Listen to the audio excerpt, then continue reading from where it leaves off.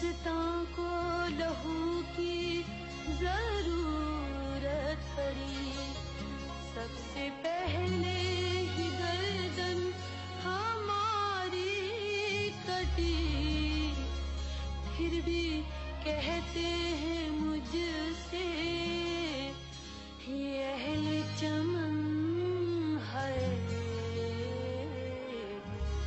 یہ چمن ہے ہمارا تمہارا نہیں، پھر بھی کہتے ہیں مجھ سے یہ اہل چمن، یہ چمن ہے ہمارا۔ Professor Sheldon Glashow, Abdus Salam, and Steven Weinberg.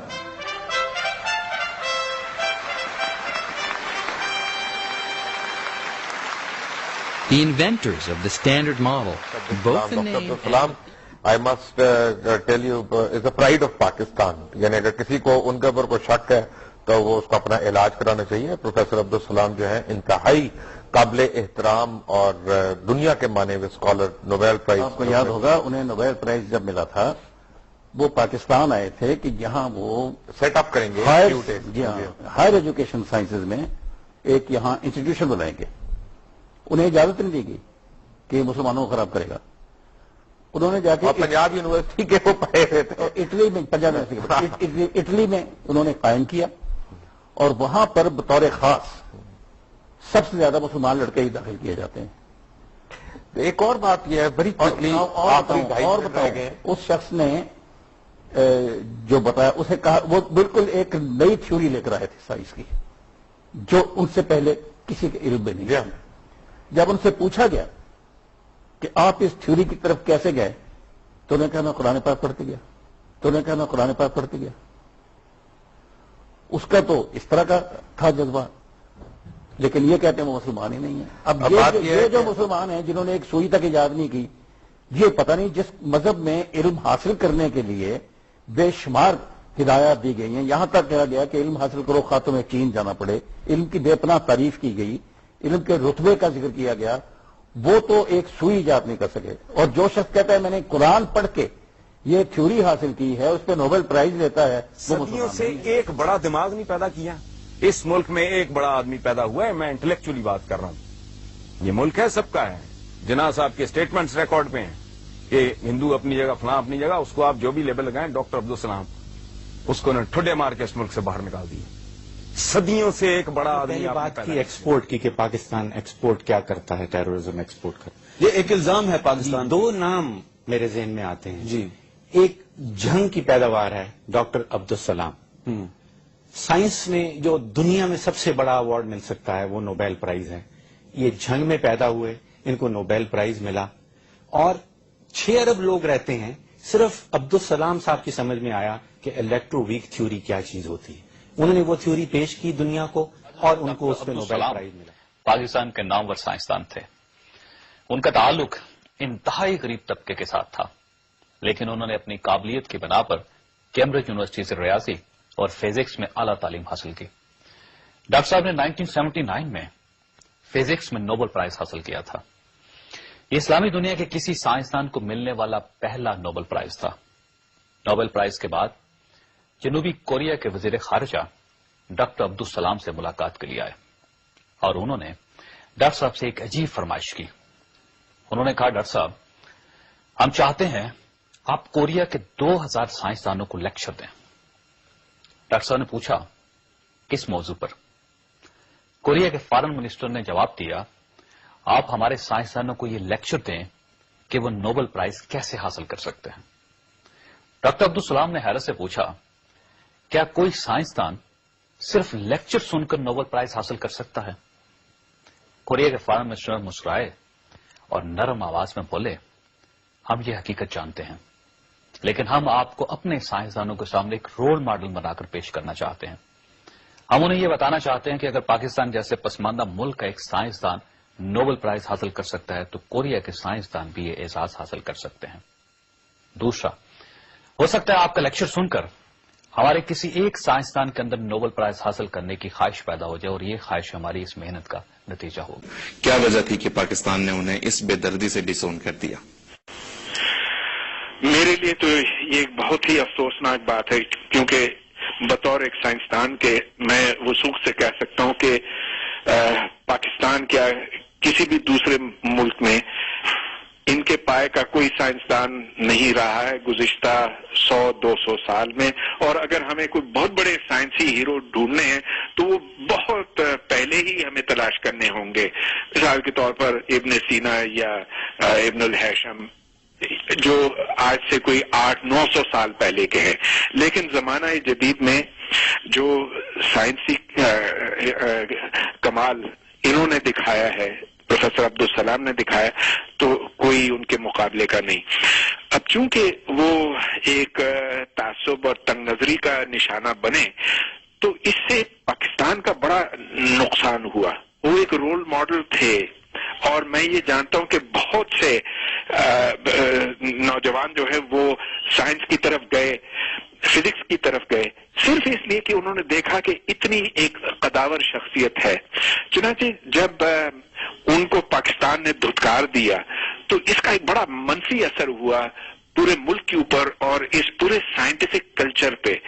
اگر آج ہم یہ سوال کریں کہ پاکستان سائنس کے میدان میں اتنا پسماندہ کیوں ہے، تو میں سمجھتا ہوں کہ اس کے پیچھے یہ تنگ نظری اور تعصب ہے. اور ایک بات ہے، جان مارو تو کسی ایک جگہ پہ آپ، جسے وہ ہندو مت میں کہتے ہیں کرت ودیا، وہ کیا ہے کہ جب آپ کسی چیز کے لیے محنت کرتے ہو تو آپ اس کے پیچھے پیچھے چلتے ہو. کوئی علم ہے، آپ اس علم کے پیچھے پیچھے چلتے ہو، وہ آپ سے آگے ہوتا ہے. پھر آپ محنت کرتے ہو، جان مارتے ہو، مشقت کرتے ہو، تو ایک سٹیج آتی ہے جب آپ اور وہ علم شانہ بشانہ آ جاتے ہیں، پیرلل. پھر آپ ایک لمبا سفر طے کرتے ہو. دین کمز اے اسٹیج جب آپ آگے ہوتے ہو اور وہ علم آپ کے پیچھے ہوتا ہے. یہ وہ وقت ہے نا جب نیوٹن بنتا ہے، آئنسٹائن بنتا ہے، ڈاکٹر عبدالسلام بنتا ہے. یہ ڈے 1. ڈاکٹر عبدالسلام بنتا ہے. یہ day 1. And finally tonight, last week most of the world cheered the discovery of the so-called God particle, but in Pakistan the silence was deafening. Imagine a world where a merchant of death is rewarded while a scientific visionary is disowned and forgotten. Abdus Salam, Pakistan's only Nobel laureate, the first Muslim to win the physics prize, helped lay the groundwork that led to the Higgs boson breakthrough. And yet in Pakistani schools, his name has been erased from the textbooks. That's because Abdus Salam, who died in 1996, was a member of the Ahmadi sect, considered heretics by the Sunni majority, and barred by an act of parliament from even calling themselves Muslims.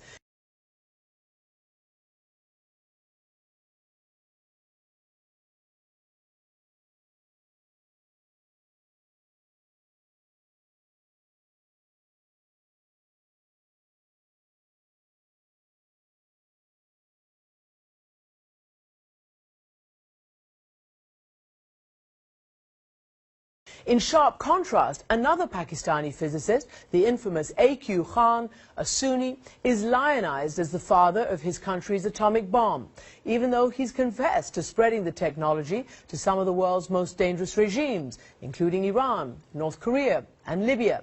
Abdus Salam is officially forgotten in his own country, but his life's work lives on, a quantum leap towards understanding our universe.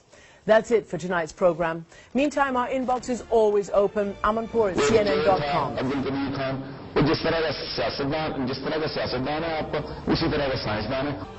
بنیادی بات ہے، انہوں نے کوئی غلط کام نہیں کیا، ہم نے کیا.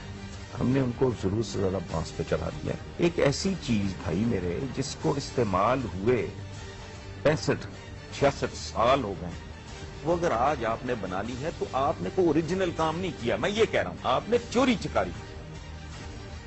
میں کچھ اور بات کر رہا ہوں. پر آج اگر میں اور آپ بیٹھ کے کوئی جگاڑ لگا کے گاڑی بنا لیں تو کریڈٹ فورڈ کا ان کو کریڈٹ دیں بھائی. آپ 65 سال بعد اگر کچھ کر رہے ہیں تو بھائی آپ یو آر ناٹ انوینٹنگ. ہاں، آپ بیسیکلی انوینٹ انسان نے کیا کرنا ہوتا ہے کہ سائنٹسٹ وہ ہے جو کوئی انکشاف کرتا ہے، جو کوئی چیز پہلی بار بنی نو انسان کی خدمت میں پیش کرتا ہے.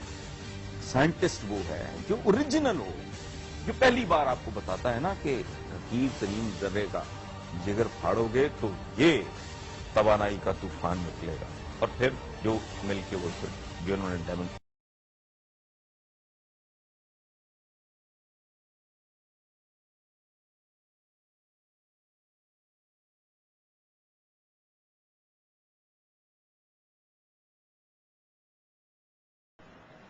देखिए, बज़ाहिर यहां दलील है,